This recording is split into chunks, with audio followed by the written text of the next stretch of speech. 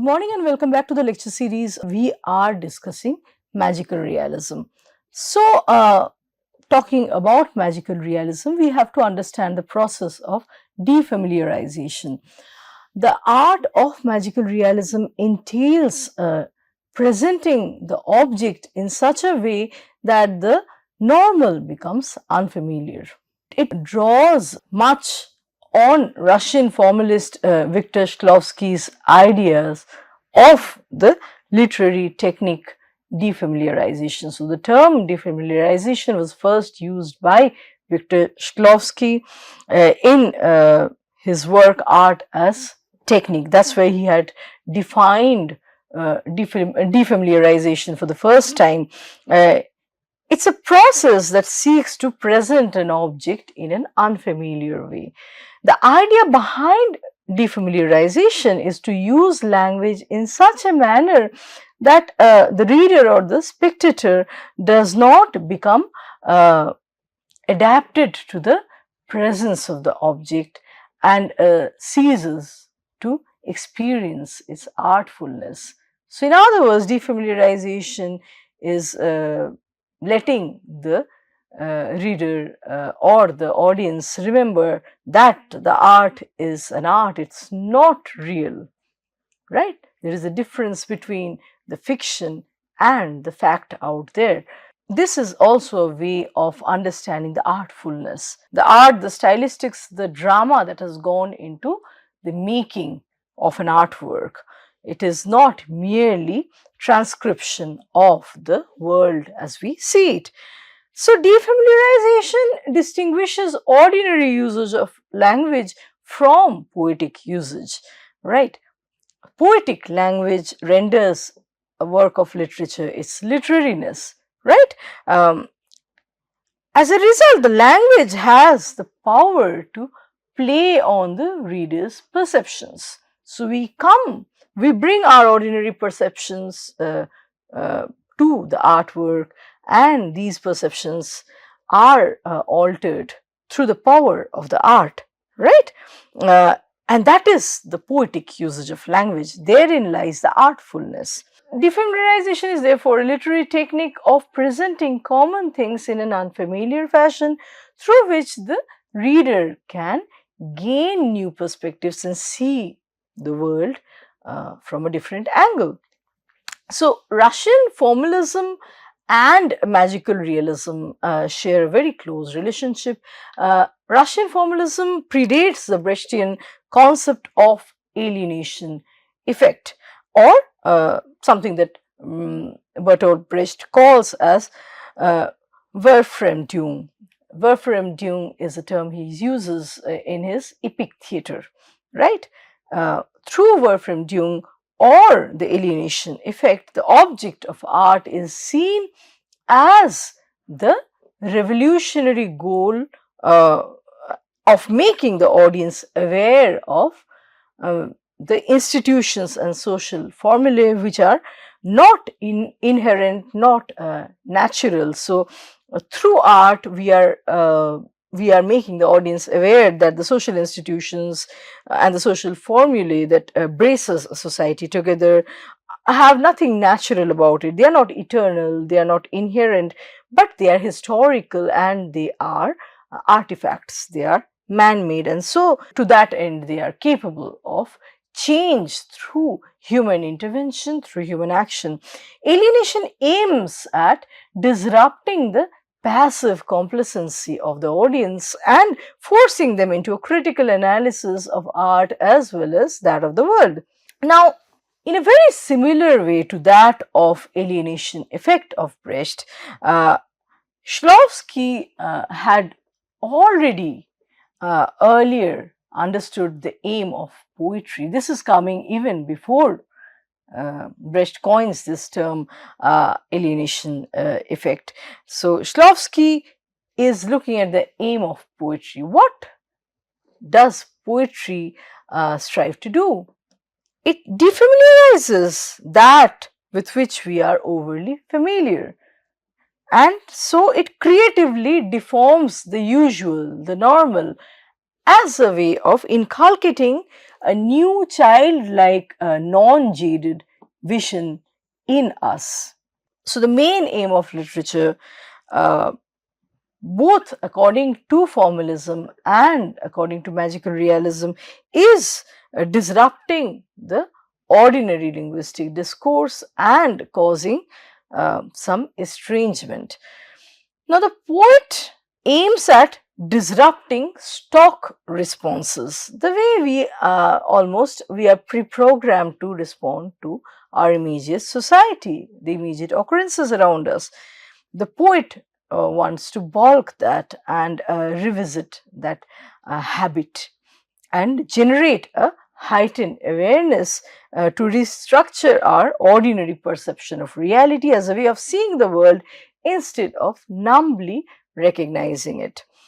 Now, formalism requires that poetic discourse be seen as fundamentally different in its modus operandi from discourse of any other kind. And this is where we are getting the term literariness for the first time. Poetry's aim not being practical or cognitive like ordinary usage of language, but it is not concerned with transmitting information or formulating knowledge. That is not poetry's aim. Poetic language is deliberately self-conscious, and the meaning is embedded in the form itself. It emphasizes itself as a medium over and above the message it contains. So, it characteristically draws attention to itself and systematically emphasizes its own linguistic qualities. Consequently, words in poetry are not simply vehicles of thoughts, right? But objects in their own right. So, in a poem, according to Ferdinand de Saussure, the words cease to become signifier, are signified, right? Because they are not being used in the traditional sense, but they can have a number of significations associated with them, depending on the interpreter. So, the word being interpreted in a context by someone who has his or her own cultural baggage and thereby a perception formed from there. So, a poem, the self-same poem, could be read in 10 different ways, and all these analyses could be equally correct. So, making strange ranks as a central preoccupation of formalism, and a good deal of formalist analysis of literature consists of this account of different conditions, different ways in which ostronymy or defamiliarization can take place. So, these are conditions of literariness, a term that is used for the first time by Roman Jakobson, and literariness can be recognized and distinguished from other modes and manners of linguistic communication. So, literary language not only makes strange, it does not only engenders strangeness, it is strange in itself. So, derealization, defamiliarization and fabulation, all of these form the basic skeleton of magical realism.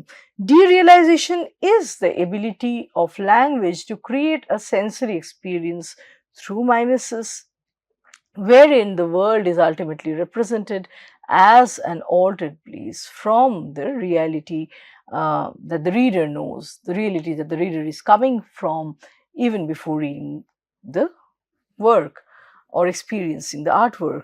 So, derealization causes a state of detachment from the surroundings and results in corrupting or destabilizing previous understandings of the world by making the people and objects around seem unreal.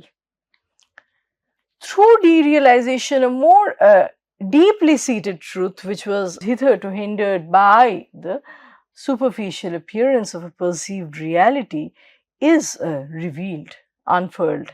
manifested. So, defamiliarization is the artistic expression of alienation, of making the reader feel apart from the world.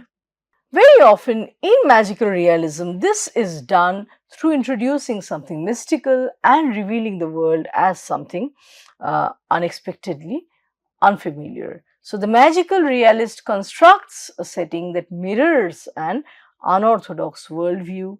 To be able to accept this new setting, the reader must be displaced and broken of habit. So, this is also something that E.M. Forster is saying, the resilience of the reader, right? How far can we, how far are we ready to travel with fantasy, with the fantastic writing, fantastic meanings?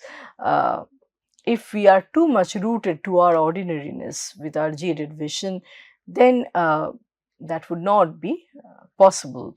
The alternate world and our believability, our ability to believe that is kind of frustrated when we are too much rooted in our ordinariness. Defamiliarization involves the textual poetics of surrealism, and it exploits the magic of metaphor, ignoring reason and logic.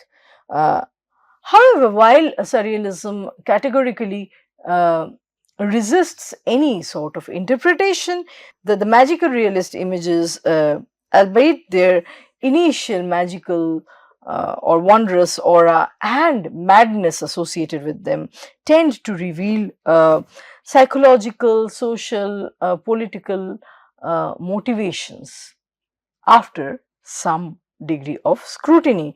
So, we have here an example of Witold Gombrowicz' Pornographia. So, in Pornographia, Gombrowicz depicts the grotesque story of a man that has become a child because the other people constantly treat him thus. So, here we also have the example of Nikolai Gogol's short story The Nose, where a minor Tsarist bureaucrat's nose takes off to pursue its own career in St. Petersburg. Now, George Louis Borges's works have this effect of defamiliarization and a conscious polycynic texture where different viewpoints of any given thing at any given point are available. We are also interested in fabulation in the context of our discussion on magical realism. So, what is fabulation? Fabulation is this practice of telling fables, which are chiefly understood as stories involving talking animals. However, unlike the familiar formulaic fables that are used more often as tools for moral instruction rather than as art, fabulation in magical realism attempts at expressing the complexities of the world, the layeredness of the world, as well as a glimpse at its politics and history. If we look at Kafka's Metamorphosis, it incorporates all the three aspects, the aspects of derealization, defamiliarization, and fabulation, where Gregor Samsa metamorphoses into an insect, into a bug. So, fabulation causes Samsa to transform into this non-human creature. Defamiliarization makes the reader unaware of his surroundings and uncertain of who or what might get transformed the next moment. And with derealization, the reader becomes convinced that Gregor Samsa has in fact become a bug and that he is no longer a human. So, in this context, we need to discuss that there is a separate genre called Canadian magical realism. We have a lot of Canadian magical realist writers such as Timothy Findley, who is writing Not Wanted on the Voyage, Robert Croit's What the Crow Said, Howard O'Hagan's Tejon, Sheila Watson's Double Hook, and so forth. So, magical realism is also close to Tizirvetan Todorov's idea of the fantastic as existing during a reader's hesitation between the uncanny events which are unexplicable by the natural laws of the tactile universe. And so the marvelous that requires some alteration, some extrapolation, some revisiting of some of these laws. The textual project of magical realism involves a linguistically bound attempt at increasing the capabilities, the resilience of reality and the reader's believability, and yet the desire is to go beyond the unity of a realist text. So, in 1927, magical realism had made a turn away from German painting into Spanish literature and Latin America by being translated in Jose Ortega y Gasset's Revista de Occidente. So, authors like George Luis Borges and Gabriel Garcia Marquez adopt Rowe's writings and they reappropriate magical realism into literary art, and from there on a new genre proliferates through the Latin American boom. So we have someone like Angel Flores who insists a Latin American exclusivity to the genre of magical realism and associates it with the artworks produced during the Latin American boom.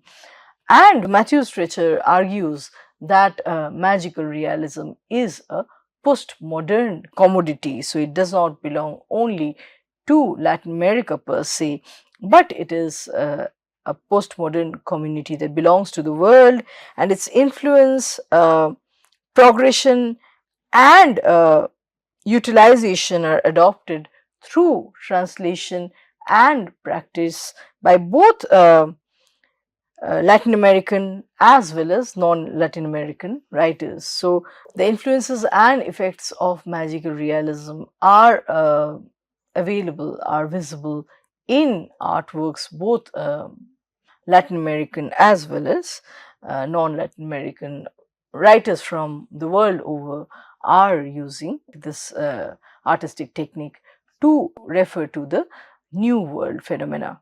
Now, Ray versus Coney also argues that magical realism was a particularly Latin American literary movement. So, versus Coney says that magical realism actually combines European reality with the anthropological aspects of America. So, similarly, Uslar Pietri and Alejo Carpentier recognized that Latin American literature had made a departure from its European influences and had begun to document the flora and the fauna of the American continent. So, Carpentier, for example, believes that the fantastic was not to be discovered by undermining or surpassing reality with theoretical structures or through manufactured images that do not belong to Latin America originally, such as in surrealism. Instead, the magical churned out of the Latin American history, geography, people, habits, literature, myth, and politics. Cuban author Alejo Carpentier's 1949 novel, The King of This World, El Reino de Este Mundo, in 1957, provides an account of Haitian revolution. So, the novel emphasizes the role that Afro-Caribbean beliefs and cultural practices played in motivating the initial slave revolt. So, he's talking about different very specific practices such as even the voodoo spiritualism. The novel foregrounds elements of the fantastic against an otherwise realist narrative, and it articulates a uniquely Afro-Caribbean cultural consciousness that does not share the Western world's, the Western culture's normative rationality. The fantastic and the magically real plays a role in highlighting and exploring cultural differences and in evicting cultural disjunction. So the fantastic and the magically real appear most prominently at those moments where the two different worldviews, two different possibilities, the Western and the Latin American, meet, clash over the interpretation of particular events. For example, the Western culture's utilitarian wealth yielding imperative is opposed to the human animal contact and the sympathy that informs these relationships. So, boundaries are not so sharply drawn in the case of the Latin American culture. So, the ethos are very different. Uh, the way of treating the world outside, or the way of treating the non-human world is very different in Latin America from the Western values, right? It's not necessarily a homocentric society. So the value systems are quite apart from one another. Carpentier's essay on the marvelous real in America talks about this human reality of the new world, referring to the post-colonial world, which is intrinsically marvelous and cannot adequately be represented by either modern Western literature's realist narrative mode or the literary strategies adopted by surrealism. The marvelous real is the authentic expressive idiom of the peoples and cultures of the new world. So, they are using this marvelous real that can carry their ethos, their culture, cultural values better. So, for Carpentier, the fantastic in the Americas is a very real presence, and it informs an individual's everyday lives. In the words of Carpentier, the marvelous real is found at every stage in the lives of men who inscribed dates in the history of the continent and who left the names that we still carry, unquote. So, in the kingdom of this world, Carpentier depicts the French colony of Saint-Domingue and later the state of Haiti. It includes fantastic elements such as witchcraft, animal metamorphosis, and even ghastly apparitions. And each of these elements, are accepted as factual by the novel's characters. These are part and parcel of their everyday life, not really something that takes off from the real. They live in a different real, actually. So, these magical intrusions into the narrative are markers of the marvelous reality of Afro-Caribbean life. The fantastic elements primarily appear when the narrative adopts the perspective of its black characters and highlights the rupture between the novel's European and Afro-Caribbean modes of thinking and existing. Frederick Jameson would note that the possibility of magical realism as a formal mode is constitutively dependent on a type of historical material in which disjunction is structurally present. So, magical realism inhabits in a disjunction between two world systems at the level of works and artworks, form and content. So, magical realism depends on a context that betrays the overlap or the coexistence of pre-capitalist with nascent capitalist or technological features. Magical realism is a formal effect that results from a text's juxtaposition and interfacing. So, juxtaposing and interfacing of two ways of knowing and being. Magical realist features emerge in the narrative depiction of specific historical circumstances in two distinct modes of production, and therefore two fundamentally different worldviews. We have two world systems simultaneously existing in the same physical and temporal space. So, the magical realist narrative mode's exposition of this socio-historical dichotomy is instrumental in exploring cultural differences and post-colonial themes. It speaks to the topics of racism, the topics of feminism. So what happens when two worldviews clash? What happens to the categories such as the gender, the race, ethnicity, uh, different religions, different languages, different habits and habitat. So the fantastic elements in the kingdom of the world function as a literary device that deals with the problematization of this coexistence of two different orders, two different worldviews, and thereby two different realities.